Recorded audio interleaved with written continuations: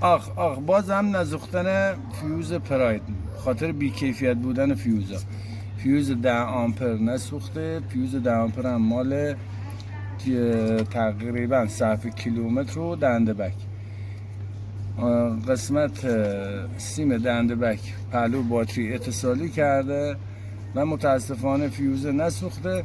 تا این آسیب به سیم کشی زده که کل سیم سوخته و ما هم مجبور شدیم کل وایرنگ رو بشکافیم، باز بکنیم.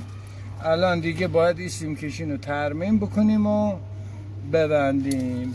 اینم رفته تا پهلو باتری.